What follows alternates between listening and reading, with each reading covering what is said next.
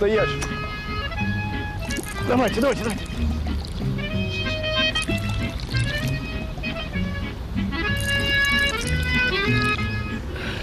Ну что, мужики, давайте выпьем.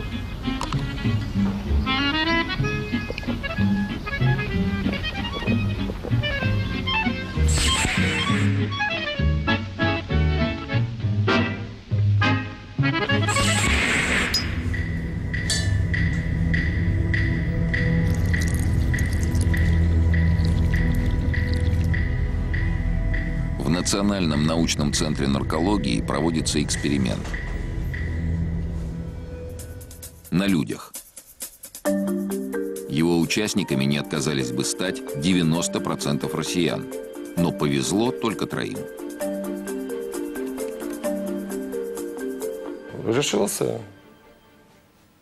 Стало интересно себя обследовать, протестировать. Я читал различную литературу, как вот дипломаты поступают перед тем, как идти на какой-то раут, где без алкоголя никак не обойтись. Что со мной будет и как вообще мой организм будет вообще реагировать, и как вообще мозг будет реагировать. И, то есть, мне было это интересно. Юлия, Евгений и Михаил. Обычные люди, одни из нас. Пьют, как все. Сегодня им придется пить ради науки. Под моим контролем и наблюдением. Значит, вы должны обо всем рассказывать мне, обо всех своих изменениях самочувствия, ощущениях. Добровольцы были информированы о целях и задачах испытаний. Они подписали необходимую документацию. Ученые берут кровь для 3 анализов. Генетического, чтобы проверить работу генов и ферментов, биохимического, чтобы выяснить состояние внутренних органов, и анализ на наследственную предрасположенность к алкогольной зависимости. Всех участников также тестируют на скорость реакции, координацию, устойчивость и оперативную память. Пожалуйста, внимание, сосредоточьтесь. Готов?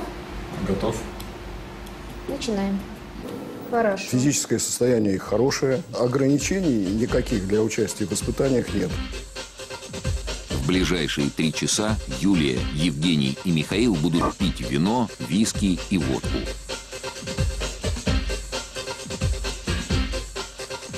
Да, эксперимент хороший. Эксперимент начался. Хорошо пошла. Действительно хорошо. Всем известно, если немного выпить, самочувствие улучшается. Я лет подсказываю. Все заболевания, по мнению пьющих людей, хорошо лечатся алкоголем. Это касается сердечно-сосудистых заболеваний, это касается желудочно-кишечных заболеваний. И отчасти эти мифы держатся на неком реальном основании. Перед вами кровь среднестатистического горожанина перед употреблением алкоголя. И эта кровь далеко не идеальна. Движение эритроцитов затруднено, плазма зашлакована. Неблагополучная экология, неправильное питание, стрессы мегаполиса – все это плохо влияет на качество нашей крови. Человек принимает 100 граммов водки. Через несколько минут структура крови стала значительно лучше. Эритроциты очистились и начали двигаться свободнее. Увеличивается сосудистое русло, ускоряется ток крови, разжижается плазма. В какой-то мере активизируются ферментные системы и расклеиваются эритроциты. И человек испытывает прилив сил и бодрости.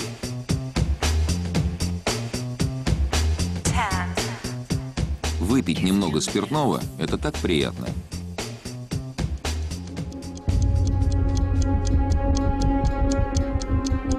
Проходит еще полчаса после приема алкоголя, и состояние крови снова меняется. Вместо активных эритроцитов – застывшее месиво из кровавых комков, лопнувшие деформированные красные кровяные тельца. Произошел так называемый гемолиз, выход гемоглобина, то есть содержимого эритроцитов, в плазму. И, естественно, эритроциты не могут выполняя свою функцию вообще, но никаким образом. Но человек уже не ощущает, что происходит с его кровью. Ему так хорошо, и с каждой рюмкой все лучше. Это связано прежде всего с токсическим воздействием алкоголя на головной мозг. Кровяные комки и склейки забивают тонкие сосуды мозга. Образуются тромбы, которые мешают доставке кислорода. Наступает тромбоз сосудов и гипоксия. Нормальная работа коры головного мозга нарушается, и человек поэтому дуреет. Он дуреет. Не пьянеет, а именно дуреет, понимаете? Существуют тысячи разновидностей спиртных напитков с разным вкусом, запахом, крепостью. А механизм воздействия на мозг и кровь одинаковый для всех, потому что основа у них одна и та же – этиловый спирт. На самом деле, неважно, какой напиток ты в конце концов пьешь, ты потребляешь этиловый спирт, не только его.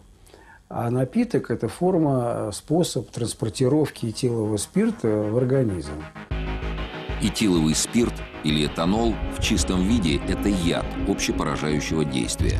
Он вызывает сначала возбуждение, а затем паралич нервной системы. Этиловый спирт в организме человека не оставляет без внимания ни одного органа, а на каждый орган оказывает какое-то свое негативное влияние, которое не способствует его нормальному функционированию. Вот от этого им можно подумать, в каких дозах алкоголь вреден, а в каких полезен. По данным Всемирной организации здравоохранения, 5-7 граммов этилового спирта на килограмм веса человека – это смертельная доза. Если вы весите 50 килограммов, то стакан этанола, то есть бутылка водки, может вас убить. Алкоголь еще в 1975 году был внесен в список наркотических веществ Всемирной организации здравоохранения. И наша страна является участником Организации Всемирного здравоохранения и, как бы подписавшись под этим документом, признает алкоголь наркотическим веществом. Наркотическое и алкогольное опьянение – это, по сути, одно и то же. Искусственно вызванная эйфория. Благодушное, приподнято-радостное настроение, никак не связанное с реальностью. Длится алкогольная эйфория от получаса до 2 часов.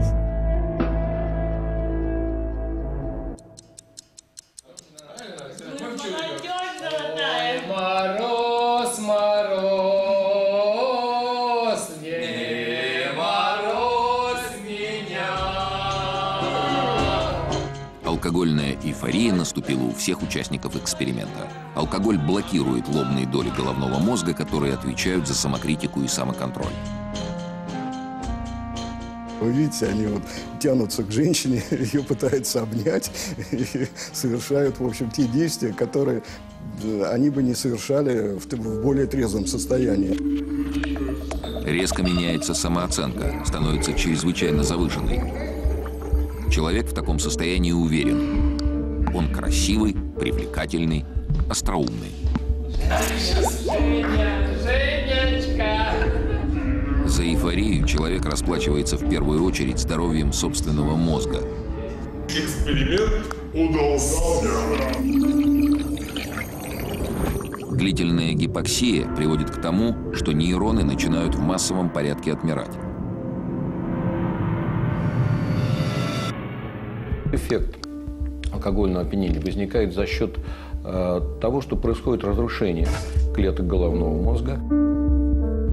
И, соответственно, вот некое состояние такой сравнимое с травматическим неким воздействием на головной мозг, ну, как после нокдауна или после нокаута. Почему же человек не чувствует ни боли, ни тревоги? Почему ему так хорошо? В 1952 году американский исследователь Джеймс Олдс открывает в мозге так называемый центр удовольствия. Он расположен в задней части гипоталамуса.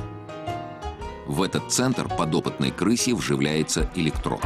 Чтобы стимулировать удовольствие, животному надо нажимать на специальную педаль. Крыса жмет на педальку один раз, второй, и вдруг начинает бить по ней без остановки. И вот оказалось, что некоторые животные настолько увлекались вот этим самораздражением, что отказывались от еды, от питья. Не то, что у них, так сказать, не было аппетита, для них это уже было все неважно. И вплоть до того, что некоторые просто погибали от физического истощения. Когда мы выпиваем, делаем то же самое, что и подопытная крыса Джеймса Олса. Только вместо педальки – водка, пиво или вино. Алкоголь, как электрод, стимулирует центр удовольствия и вызывает резкий выброс дофамина – особого вещества, которое отвечает в нашем организме за ощущение радости и счастья. В трезвом состоянии дофамин выделяется экономно, но достаточно выпить, чтобы получить весь запас счастья сразу легко и без усилий.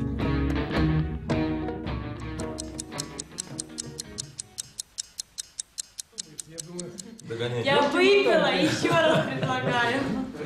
Догоняй, экспериментуем. Нас насторожило то, с какой интенсивностью она выпила этот предложенный алкоголь. Потеря дозового контроля – очень грозный симптом. Его можно увидеть у очень многих людей. Никто напиваться не хочет. Все хотят выпить умеренно. Но вдруг появляется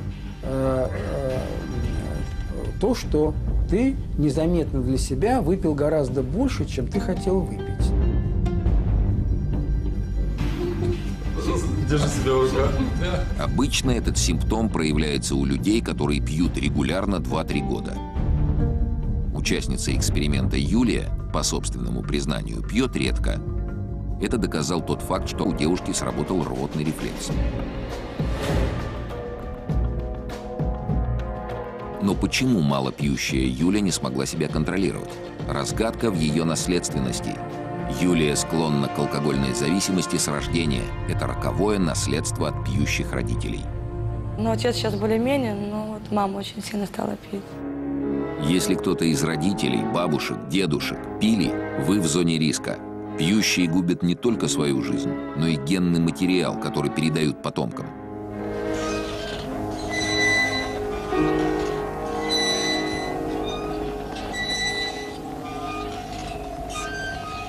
И у нас, к сожалению, в силу какой-то изменений в генофонде, вот сейчас уже очень большое количество детей рождается с предрасположенностью к алкогольной зависимости. Почему в России самый высокий в Европе процент людей, предрасположенных к алкогольной зависимости с рождения? Виновата водка, которую русские пьют уже более 300 лет. Среди всех крепких напитков, которые существуют, водку пьют только в России. Но весь мир крепкие алкогольные напитки пьет совершенно другие. Это, прежде всего, конечно, виски, коньяк, ну, там, текила и так далее. В Национальном научном центре наркологии провели опыт на крысах. Беременных крыс-самок разделили на 3 группы. Каждой группе давали свой алкогольный напиток – коньяк, виски и водку. Эксперимент длился 21 день. Это срок беременности крыс. Все 3 алкогольных напитка отрицательно повлияли на протекание беременности. Количество плодов у самок, у матерей, которые пили коньяк и виски, было больше, чем у матерей, которые пили водку. То есть некоторые плоды просто как бы растворялись. Те крысята, которые выживали, весили в 2 раза меньше нормы, были вялые и заторможенные. Но по одному параметру ученые обнаружили колоссальное различие. Потомство крыс, которые в период беременности пили водку, проявляли большую тягу к алкоголю. Именно водка, именно вот этот сверхчистый раствор этилового спирта, по сути дела, это оказывает более глубокое, более интимное и более выраженное токсическое воздействие на организм человека, которое такими простыми обычными методами не удается выявить. Доказано, если первое поколение употребляющих водку спивается примерно за 10 лет, то второе – за 5, а третье – за 3 года.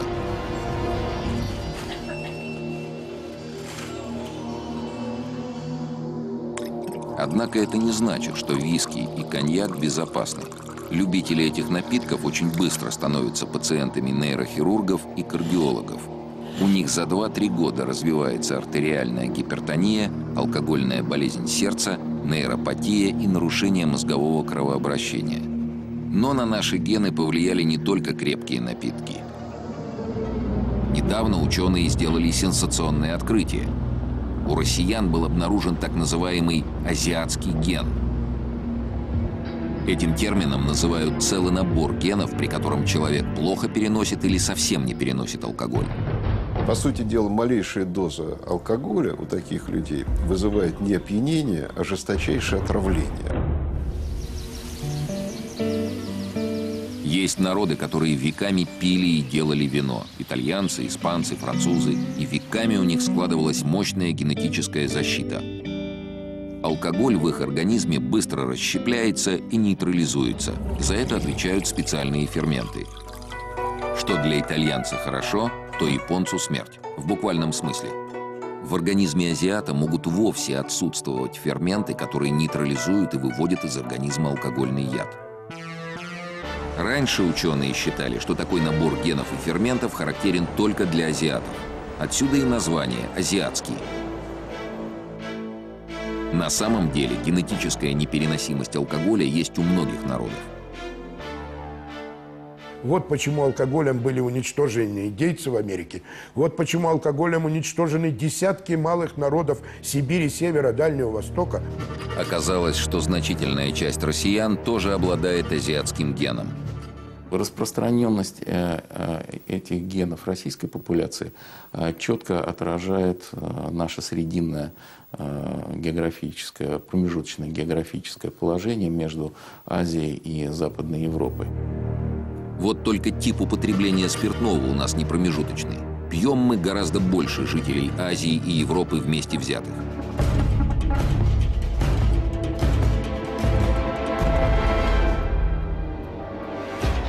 Согласно официальной статистике, в России на человека приходится 18 литров спирта в год. Независимые эксперты утверждают все 30. По данным Всемирной организации здравоохранения, с 8 литров алкоголя на душу населения начинается необратимое угасание этноса. Сегодня в России спивается титульная нация. Титульная нация. Русское население. Готовы результаты генетического анализа участников эксперимента. Азиатский ген выявлен у Евгения. У азиатского гена есть внешние проявления. Такие люди, как правило, напившись, ведут себя агрессивно.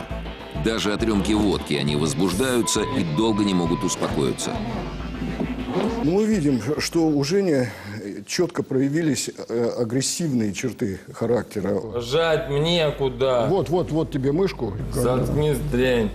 Он пытается всем навязать свое мнение, и вплоть до того, что даже пытается применять какие-то методы физического воздействия. Женя, вообще у него крышу снесло. Такое ощущение. Вот это я помню, как он себя вел неадекватно.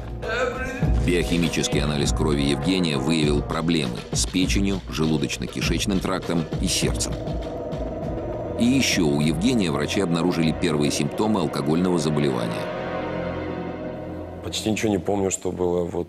Выпадение из памяти является таким очень настораживающим и угрожающим симптомом, который характеризует то, что человек уже перешел из просто состояния некого пьянства в состояние уже болезненное.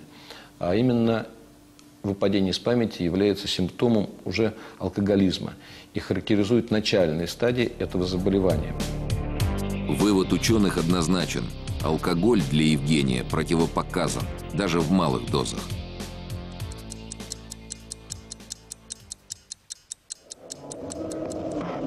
Концентрация алкоголя в крови достигла максимальной отметки. Буйное оживление сменилось тяжелой усталостью, истощением организма. Не могу. Нет, не могу. Я плохо чувствую. Участники эксперимента больше не пьют, но опьянение нарастает. Профессор, Давай дуть в трубку уже. Юлия, Евгений и Михаил снова проходят тесты на внимание, на память, на скорость реакции.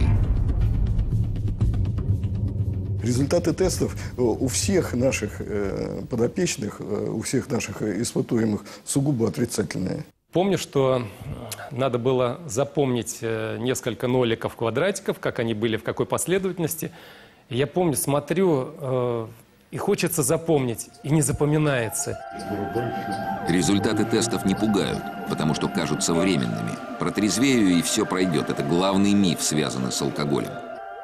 Но изменения, вызванные спиртными напитками, являются необратимыми.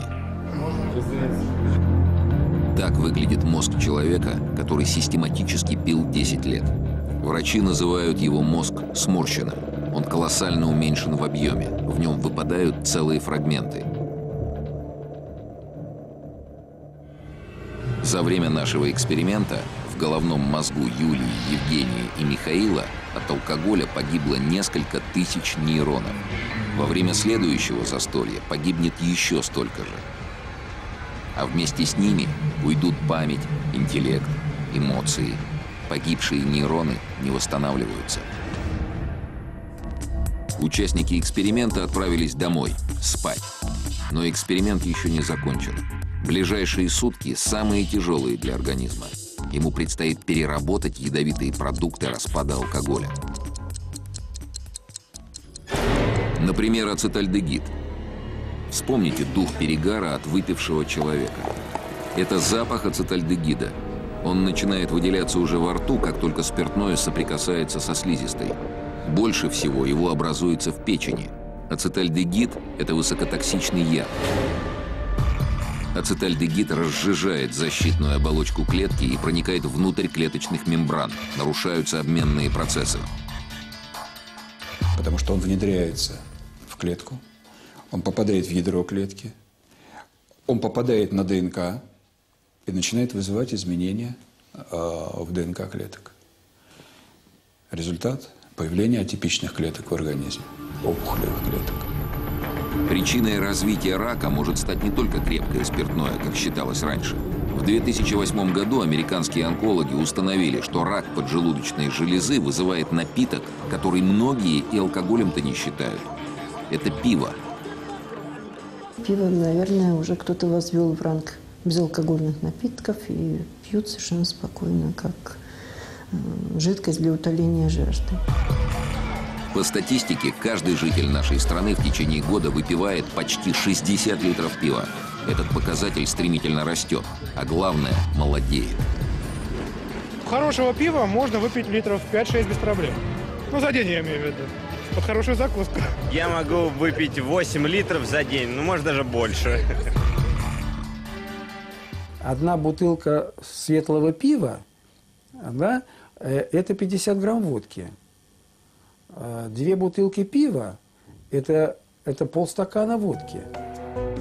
Это сердце здорового человека. В норме оно весит 200-300 граммов. А вот это у меня в руках нормальное мужское сердце, как я сказал, и уже сердце человека, длительно и много потреблявшего алкоголь.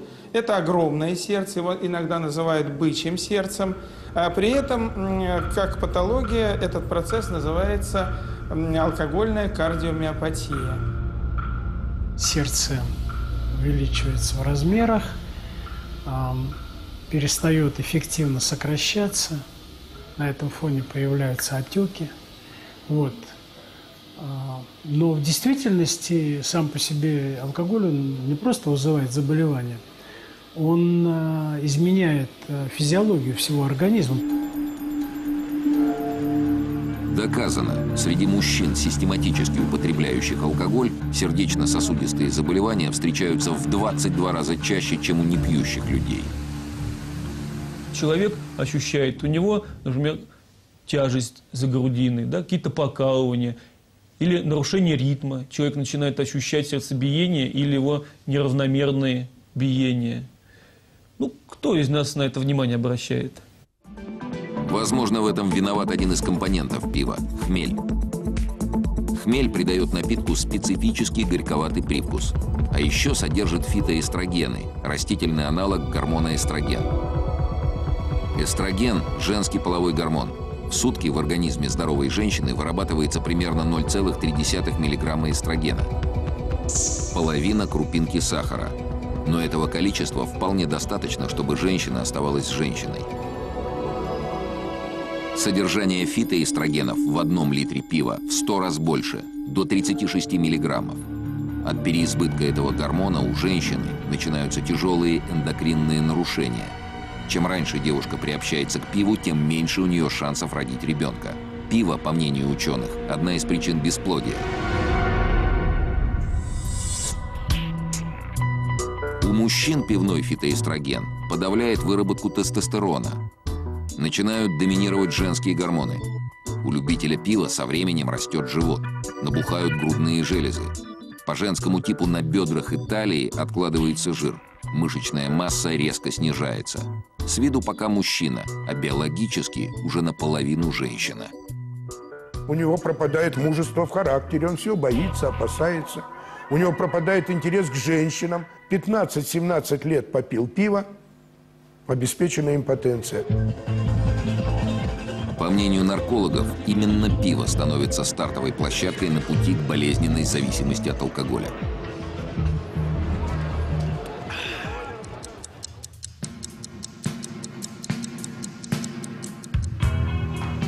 Рано утром испытуемых снова привозят в лабораторию. Дела как самочувствие? Сушняк, конечно, во рту. Кефиру, наверное, пол-литра выпил. У меня очень болит горло. Такое ощущение, что я орала, там, или я кричала, я пела. Вот такое ощущение. Что рассказывать? Тяжко мне после вчерашнего. Проснулся, покряхтел, выпил водички 2,5 литра. Головная боль, ломота в суставах и желание пить – следствие алкогольного обезвоживания организма.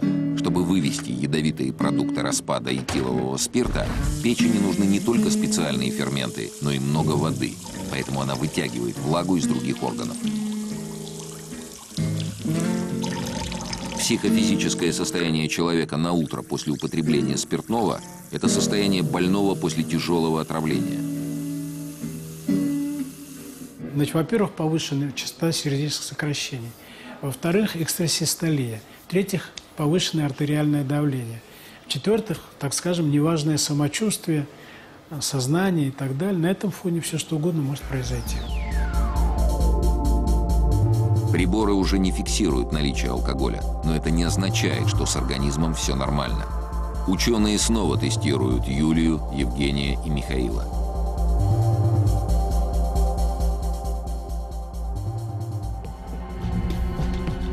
Быстрота реакции у Юлии и Михаила снизилась на 50%, у Евгения – на 70%. Стали значительно хуже память и координация. И вот, кстати, многие садятся за руль утром в таком состоянии, хотя алкоголя в крови нет, они не подозревают, что в состоянии похмелья риск, скажем, попасть в ДТП или риск наехать на столб или на пешеходу практически равен тому риску, который имеется вот в состоянии алкогольного опьянения. Чем чаще человек устраивает себе алкогольные встряски, тем быстрее организм перестает защищаться. Он начинает принимать алкогольный яд как главный источник питания. Человек превращается в алкоголика, а его похмелье – в тяжелое физическое и психическое расстройство – абстинентный синдром. То есть это тогда, когда твой организм без алкоголя не хочет существовать, у него отняли это топливо замечательное, и он бунтует. Вот это вот похмельный или абстинентный синдром. Абстинентный синдром на крысах моделируют в Национальном научном центре наркологии. Животным в качестве единственного источника жидкости дают водку. Спиртное крысы получают каждые 12 часов. Они должны быть постоянно пьяными.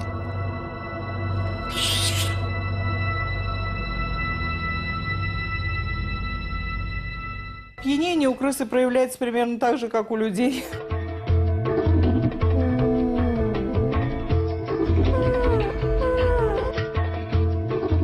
Затем крысам прекращают давать водку.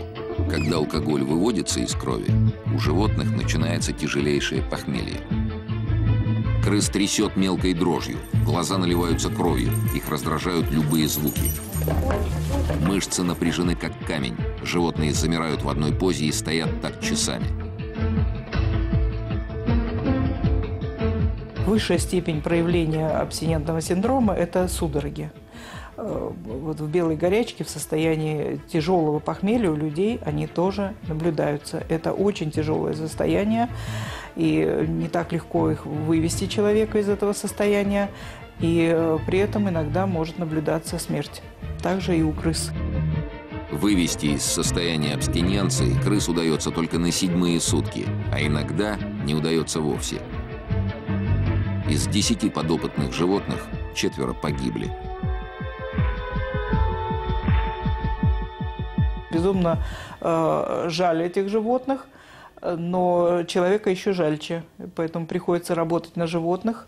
И мы видим, как они страдают, конечно. А человека жаль многократно больше, потому что заболевание, конечно, очень тяжелое.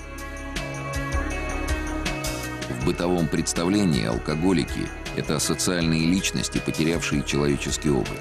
На самом деле современный алкоголик может скрываться за безупречным фасадом, носить хороший костюм, успешно работать.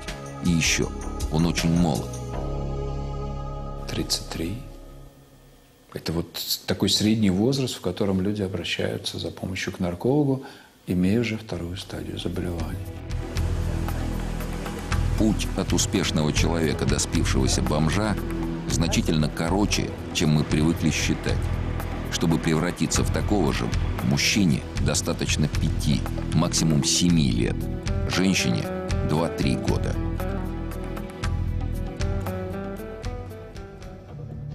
Участники нашего эксперимента, здоровые и крепкие с виду, пьют по российским меркам мало.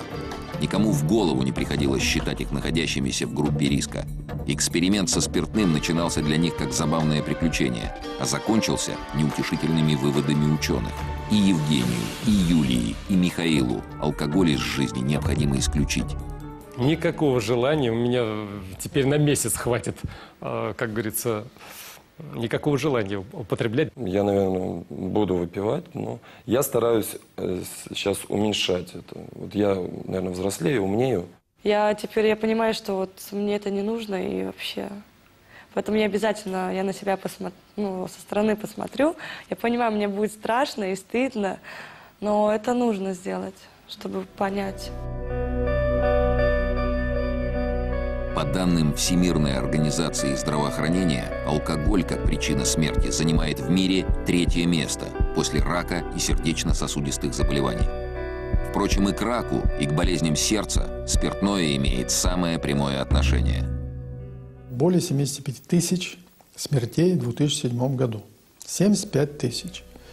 2 Чукотских автономных округа. Исторически так сложилось, у россиян неважная алкогольная наследственность. Каждый из нас в зоне риска. Эту ситуацию усугубляет то, что алкоголь доступен. Разрушения в организме начинаются с первой рюмки. Они пока почти незаметны. Но за первой может появиться 2-я, 3-я, еще бокал, еще стопка, фужер, стакан. В какой-то момент организм обязательно сорвется. И вы будете сжать и сжать на педальку, как та несчастная крыса с электродом в мозге.